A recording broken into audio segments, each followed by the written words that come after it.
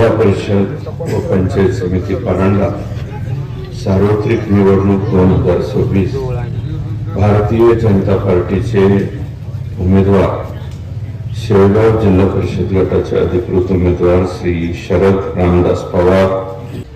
मी तुमची सर्वांची क्षमा मागतो, कारण उन्हामध्ये तुम्हाला या ठिकाणी बसावं लागतंय आणि सभा तशी मी परवाच कन्फर्म केली होती, परंतु काल परत भाऊंनी मला आदेशित केलं की कुठलंही काही असलं तरी रद्द करा, इकडं यावं लागतंय। हा मुलगा अत्यंत सामान्य कुटुंबातला आहे, त्याला आपण या ठिकाणी उभा केलंय, त्याला बळ देण्यासाठी येणं गरजेचं आहे। मी निश्चितपणे म्हणलं, कारण मी फडणवीस साहेबांनी मला 3 जिल्ह्याचा MLCचा उमेदवार केला होता।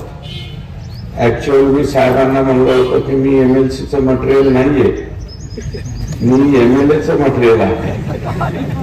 पण मला साहेब म्हणले, अरे बाबा, ती जागा कधीच आपल्याला निवडून आलेली नाही, कायमस्वरूपी गोपीनाथरावजी असताना पासून ती जागा फक्त आपले डिपॉझिट जप्त व्हायसाठीच आपण लढतो, म्हणजे पडायचं सुद्धा नाही, डिपॉझिट जप्त व्हायचं।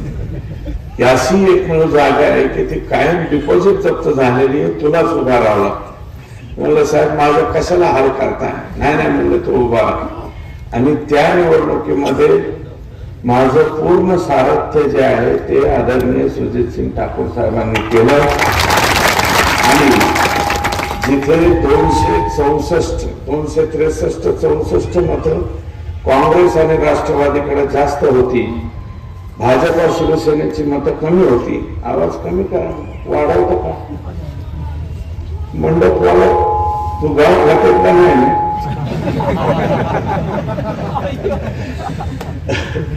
व्यवसाय वाला ना, नाही तर बऱ्याच वेळा आपल्याला गाव खात्याच्याच माईकवर भाषण आणायचं।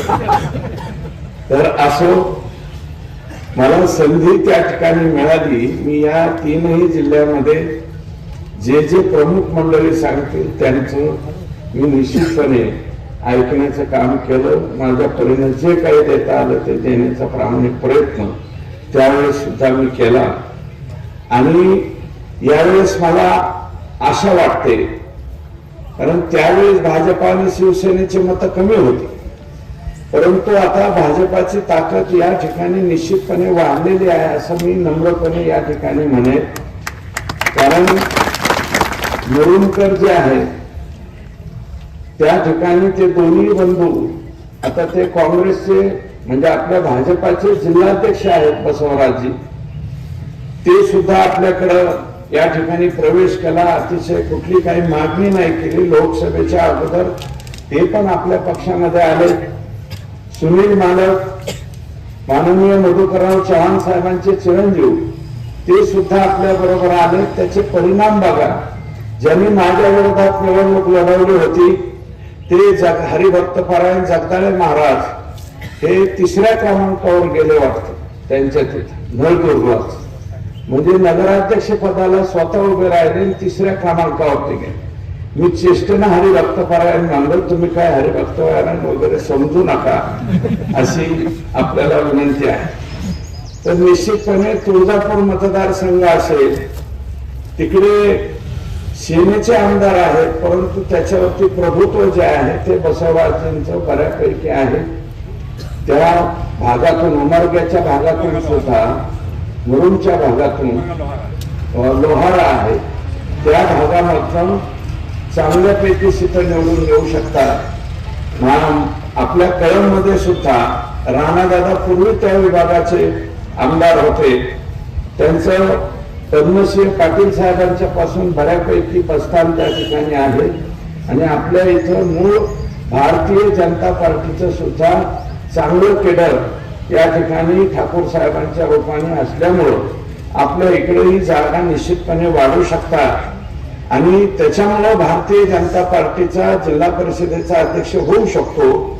आणि तो जर झाला तर निश्चितपणे आपल्या भागातले प्रश्न सुटण्यासाठी या ठिकाणी निश्चितपणे फायदा होईल अशा प्रकारची मला गॅरंटी यावेळेस वाटते।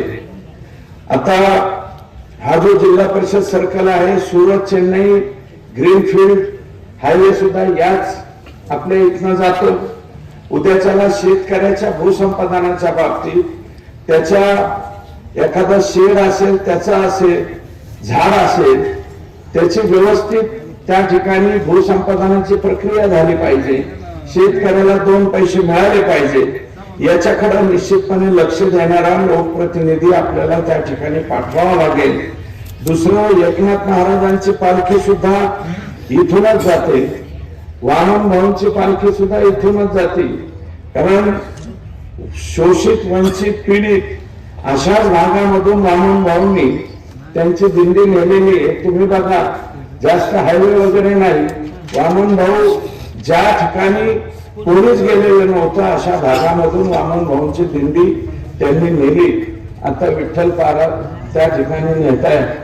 आणि आदरणीय मुख्यमंत्री महोदय प्रतिवर्षी वामन भाऊंच्या कार्यक्रमाला येतात. त्यांनी घोषणा सुद्धा केली आणि त्याचं कामकाज सुद्धा आता काही दिवसामध्ये सर्वेक्षणाचं वगैरे सुरू होईल. तो थेट वामन भाऊंपासून पंढरपूर पर्यंतचा हा पालखी मार्ग त्यांनी त्या ठिकाणी सुरू करण्याचं आश्वासन दिले. तोही याच जिल्हा परिषद सर्कल मधून जातो. भगवान बाबांची सुद्धा दिंडी याच सर्कल मधून त्या ठिकाणी पुढे जाते. अतिशय आनंद आहे. त्याच्यानंतर शेळगावचं सोलारचं सबस्टेशन असेल, ही सगळी कामं जी आहेत ती आदरणीय भाऊंनी त्यांच्या कालावधीमध्ये करून घेतली. खैरी नदीवरचा पूल, बाजारपेठ पुरापासून संरक्षण भिंतीचं चिंचपूरचं काम असेल, अशी काही मोठी कामे, शेळगाव ते चिंचपूर रस्त्याचं काम असेल, 433 केव्हीची कामं असतील, उजनीचे 7 TMCचं पाणी असेल आणि पांडेवाडी तलावाच्या बाबतीत सुद्धा त्यांनी आता या ठिकाणी घोषणा केलेली आहे. त्यांनी शब्द दिलेला आहे. कारण प्रकल्प 1 TMCचा आहे आणि तो जर भरत नसेल तर खाली शेतकऱ्यांची अडचण त्या ठिकाणी होऊ शकते. परंतु आता पूर्वी 33.66 TMC आपल्या वाट्याला दिलं होतं. आता साहेब आणखी 30 TMC वाढून या ठिकाणी आपल्याला पाणी देत आहे. त्याचा फायदा होणार आहे धाराशिव जिल्हा आणि बीड जिल्हा. बीड जिल्ह्यातला विशेषतः फक्त माझा मतदारसंघ आष्टी तालुका आणि पाटोदा तालुक्यातला काही पाठ. त्याच्यामुळं तुमचा मतदारसंघ आणि आम्ही त्याचे पूर्ण लाभार्थी आहोत. आपले 2च मतदारसंघ म्हणजे 2च जिल्हे, पण तिकडचा फक्त 1 मतदारसंघ आणि इथले मात्र 4-5 मतदारसंघ त्याचे फायदा घेऊ शकतात. निश्चितपणे त्यांचं स्वप्न आहे फडणवीस साहेबांचं. त्यांनी निश्चितपणे काम चालू केलंय हे नम्रपणे या ठिकाणी तुम्हाला सांगायचं. आता या ठिकाणी उमेदवार आपले एकदम भारी नाव आहे बाबा. मी तर पहिल्यांदाच घाबरलो.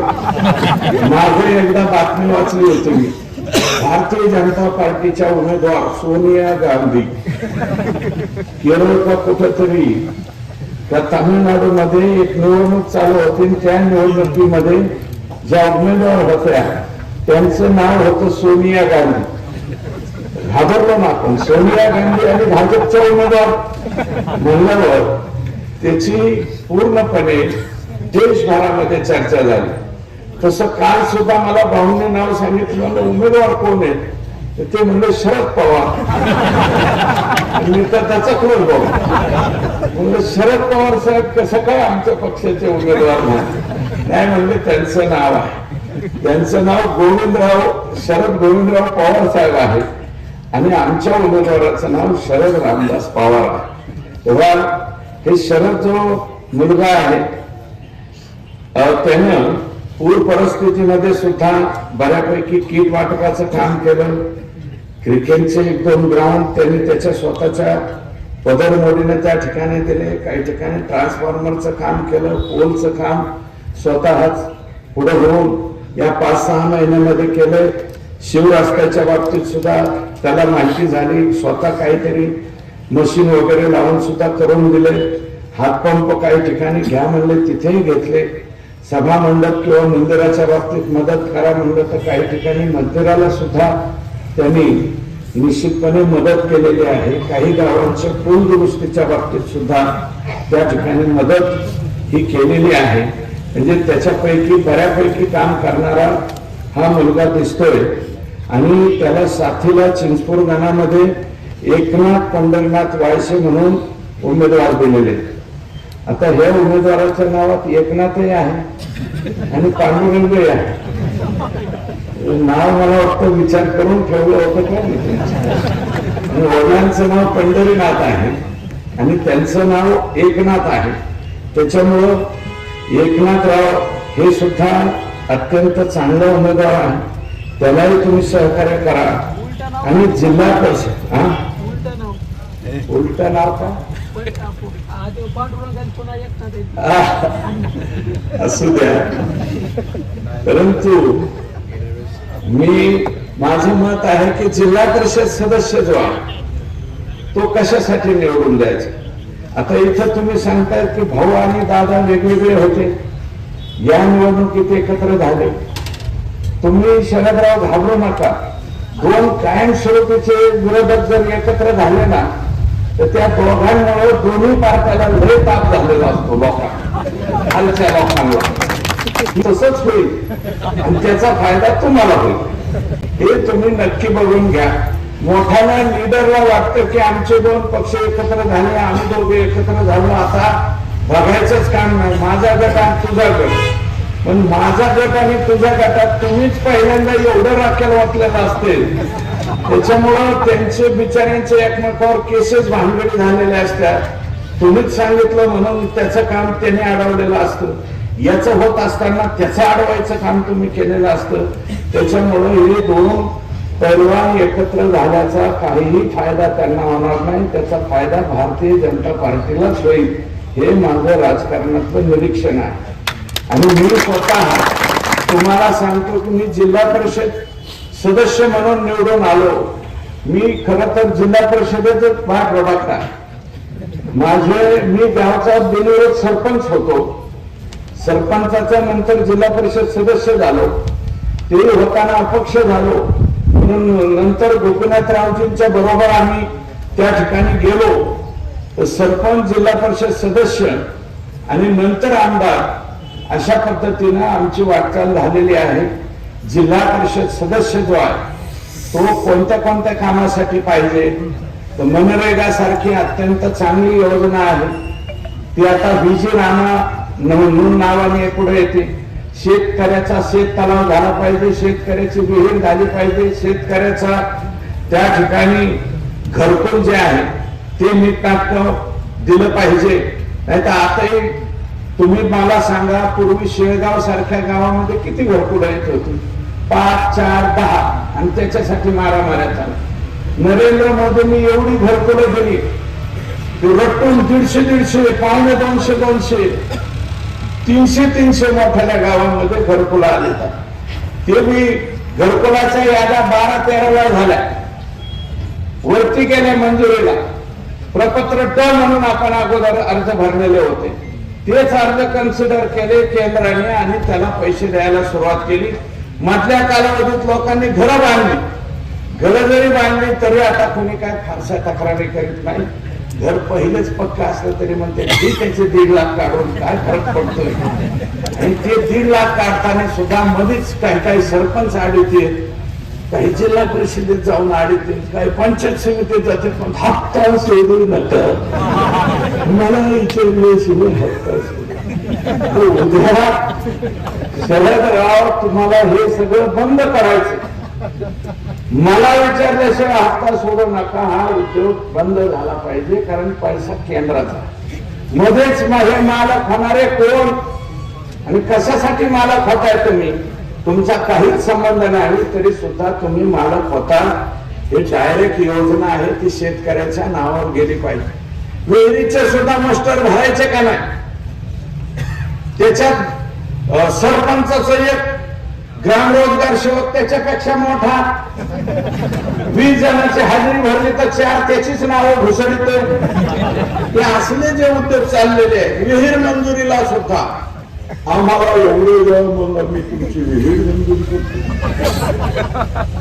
मध्येच 25 द्या, मी थोडे ठेवतो, व्हिडिओला थोडं देतो, मधल्याला काही देतो, अन्नस्टोर भरणाऱ्यांना काही देतो. हे जे उद्योग या ठिकाणी चाललेले आहेत हे नीटनाटके करण्याचं काम तुम्हाला भविष्यामध्ये करावं लागेल. जिल्हा परिषद सदस्य म्हणून आणि एकनाथरावांना पंचायत समितीचा सदस्य. त्या गोरगरिबांसाठी डायरेक्ट योजना आहे आणि पुढे जिल्हा परिषदेचे सदस्य झाल्यावर तुम्ही एक ठराव घ्या असं माझं मत आहे की मनरेगाच्या योजनेला हे जे मास्टर भरल्यावर सुद्धा ज्यांच्या नावावर पैसे जाते ते म्हणतोय मोदीचे पैसे आले, मास्टरवर गेलेले सुद्धा पैसे कोणी द्यायला. कोणाचे नाव मास्टर मध्ये टाकायचे आता एरियावाल्याला ठरवावं लागतं. गावातले पाहुणे रावळे आहेत का, त्यांची मजुराची नोंदणी आहे का, आणि जर नोंदणी नसेल आणि त्रयस्थाच्या नावावर गेलं ते म्हणते मोदी साहेबांचे पैसे आले, मला माहित नाही कसं काय झालंय. आणि कधी कधी ते मजुराला माहित नसतंय पण त्याच्या पोराला लवकर टोन वाजलं की लक्षात येतंय की बापाच्या नावावर काहीतरी माल बँकेत पडलेला आहे, दिवस उठतात जाते, पैसे काढून घेते, खर्च करून टाक. आणि हे माणूस जाते त्याच्या बापाकडं, हे बाबा माझे तुझ्या नावावर पैसे आले तेवढे दिना काढून. तो म्हणतो देतो ना. जेव्हा बँकेत जातो तेव्हा बँकेवाला सांगतो कालच तुमचं बारकं पोरगं आलं आणि ते काढून घेऊन गेले. म्हणजे ते मी म्हणते मी पप्पा बाबा काय जे असेल ते, म्हणून मी कालच वह्या पुस्तकाला किंवा इतरत्र खर्च केले. अशी जी ही सिस्टीम आहे या सिस्टीम मध्ये बदल होण्याची आवश्यकता आहे. उद्या जिल्हा परिषद पंचायत समितीमध्ये ठराव घेऊन तो देशाचे कृषी मंत्री जे आहेत शिवराजजी चव्हाण साहेब तिथपर्यंत गेलं पाहिजे. मी म्हणतो 5 लाखाच्या विहिरीच्या ऐवजी 4च लाख द्या, पण ज्या शेतकऱ्यांनी विहीर खोदली त्याला डायरेक्ट अकाउंटवर त्याला देऊन टाका. काय मध्ये नको, सरपंच नको, हे ग्राम रोजगार सेवक नको, काही नको. ते मधला ग्राम रोजगार सेवक तर राष्ट्रपतीच्या वरच झाला. तीच ठरवते कोणाची नावं टाकायची, कोणाचे एका बैल ससानं झालाय तो गावाचा. जरा बेकारच परिस्थिती होऊन बसली आहे. या बाबीवरती तुम्हाला उद्याच्याला लक्ष द्यावं लागेल. पोखरामधल्या ज्या योजना गावं आलेले आहेत पोखरामध्ये, या सर्कल मध्ये जी गावं असतील त्याच्यामध्ये सुद्धा सार्वजनिक 100 बाय 100 मीटरचा आता शेत तलाव करण्याचं सरकारने ठरवलेलं आहे गावामध्ये. त्याची संख्या वाढवण्याच्या बाबतीमध्ये आम्ही बोलू. राज्याचे कृषी मंत्री आणि माननीय मुख्यमंत्री आणि याचे जे उपाध्यक्ष केलेले आहेत आमचे रणजित सावरकर, त्यांच्याशी बोलून आम्ही एक शेत तलावाच्या ऐवजी सार्वजनिक 2, 3, 4, 5 करावे. एक किमान 150-200 एकर जमीन ही त्या शेत तलावावरती उन्हाळ्यामध्ये भागली पाहिजे. अशा पद्धतीची योजना त्याच्यामध्ये बदल करण्याच्या बाबतीत आम्ही सांगू. परंतु पोखरामध्ये जमीन असणाऱ्यांनाही योजना देता येत आहेत, परंतु गावामध्ये 20%, 25% जे बांधव ज्यांच्या नावावरती गुंठा सुद्धा नाही त्यांना सुद्धा आपल्याला मदत करता येते. प्रधानमंत्र्याचं घरकुलही झालं पाहिजे, परंतु रमाई आवास योजनेचं सुद्धा घरकुल झालं पाहिजे. आमच्या दीन दलित दुबळ्या माणसाचं जर तो शेड्यूल ट्राईबचा असेल तर त्याला सुद्धा शबरीमधून घरकुल त्याचं मंजूर झालं पाहिजे. त्याच्या घरकुलाचा सुद्धा फायदा शेड्यूल ट्राईबच्या माणसाला मिळाला पाहिजे, शेड्यूल कास्टच्या माणसाला मिळाला पाहिजे. याचं सर्वस्वी लक्ष जे आहे ते जिल्हा परिषद सदस्य आणि पंचायत समितीच्या सदस्याचं असतं. जिल्हा परिषद सदस्यांनी गावाची शाळा ही मंदिरात समान मानून उद्याच्याला, पूर्वी ही रगडी पॅटर्न होता, आता केंद्र सरकारने निपुण पॅटर्न आणलेला आहे. निपुण नावाची योजना प्रधानमंत्र्यांनी आपल्याला दिलेली. निपुण म्हणजे काय आणि त्याचा जास्तीत जास्त वापर आपल्या जिल्हा परिषदेच्या शाळेमध्ये झाला पाहिजे. आमच्या लेकरांची गुणवत्ता वाढली पाहिजे. याच्यासाठी काम कोणी करायचं असतं ते जिल्हा परिषद सदस्यांनी करायचं असतं. ते काम उद्याच्याला नका का इंग्लिश मीडियमची तुम्ही शाळा उघडू, परंतु अर्ध इंग्लिश तर आपल्याला परवानगीच आहे, परंतु निपुण सारखा जो पॅटर्न आहे, आम्ही जरेवाडीचा पॅटर्न चालू केलाय, असा काही पॅटर्न उद्याच्याला तुमच्या धाराशिव जिल्ह्यामध्ये सुद्धा सुरू करता येतो का आणि आमच्या मुलांची गुणवत्ता वाढ करता येते का? कारण जिल्हा परिषदेच्या शाळेमध्ये मोठ्याल्यांची लेकरं डॉन बास्को, फादर बास्को, ठास्को अशा कोणत्याही याच्यामध्ये जाऊ शकतात, पण गरिबांची लेकरं आमची फक्त जिल्हा परिषदेच्या शाळेत शिकतात. त्या जिल्हा परिषदेच्या शाळेच्या शिक्षकावरती, मुख्याध्यापकावरती, सगळ्यावरती लक्ष केंद्रित करायचं काम कुणाचं असते? तर ते जिल्हा परिषद आणि पंचायत समितीच्या सदस्याचा असतं. जिल्हा परिषद सदस्यांची, पंचायत समिती सदस्यांची कामच बाजूला राहिली. गेल्या काही वर्षामध्ये काय झालंय, गुत्तेदार लोक मोठ्या प्रमाणावरती याच्यात पुढे यायला लागले आणि जिल्हा परिषदचा सदस्य काय करतोय, एमबी रेकॉर्ड करतो, बगलात घालतो, तिथं जातो. जर असं अधिकाऱ्यांच्या पुढे एमबी घेऊन जाणारे लोक तिथं दिसले तर सार्वजनिक स्वरूपाचे काम होणार नाही. म्हणून एक शिक्षकी पेशा असलेला मुलगा आता तो चांगल्यापैकी बिझनेस करतोय. तोही केंद्राने दिलेल्या योजनांमधून जे प्रधानमंत्र्यांनी आता ठरवलंय की केमिकल फर्टिलायझर कमी करा आणि म्हणजे शेती करत तुम्ही आता ते फर्टिलायझर कमी करून त्या ठिकाणी बायो फर्टिलायझर कडे वळा, त्याच्यामध्ये काम करणारा हा मुलगा आहे. त्याच्यामुळं या मुलाकडे तुम्ही लक्ष द्यायला हरकत नाही. माझं असं मत आहे, पूर्वी आमका होता, अमुक अमुक पोलीस पाटील होते, आता त्यांचाच वर्ग पोलीस पाटील का, त्यांचाच नातू परत पोलीस पाटील करा. हे पाटील के जरा बदला ना, असं माझं मत आहे. गरिबाच्या घरी पण जाऊ द्या. आणि झटणारा मुलगा दिसतोय, 6 महिन्यामध्ये बऱ्यापैकी सर्कलचा अभ्यास केल्यावर दिसतोय, त्यांनी फिरला. इथं काही ट्रान्सफॉर्मरची आवश्यकता आहे, आमकं तमकं. उद्याच्याला तुम्ही निवडून आल्याच्या नंतर जी आश्वासनं देताल सरपंच, तेवढी एक यादी करा आणि सुजित सिंग गाडकर यांना मुंबईला सुद्धा जाण्याची गरज नाही. इथून जर फक्त व्हॉट्सअपवरती जरी पाठवलं तरी सुद्धा यांचं काम होतं तिथं. एवढं आहे आणि आदरणीय फडणवीस साहेबांकडे आहे. अतिशय सुंदरपणे काम करणारा मुख्यमंत्री या राज्याला लाभलेला आहे. त्यांच्यावरती टीका टिप्पणी अनेक झाली, पण कधी ते उलट उत्तर देत नाही, सतत काम करत राहतात. त्या माणसाकडे हे खातं आहे. तुम्ही 100% त्यांना सांगा, तुमची जेवढी काही ट्रान्सफॉर्मर्स असतील त्याचा सुद्धा निर्णय घेण्याचं काम भाऊ त्या ठिकाणी करतील.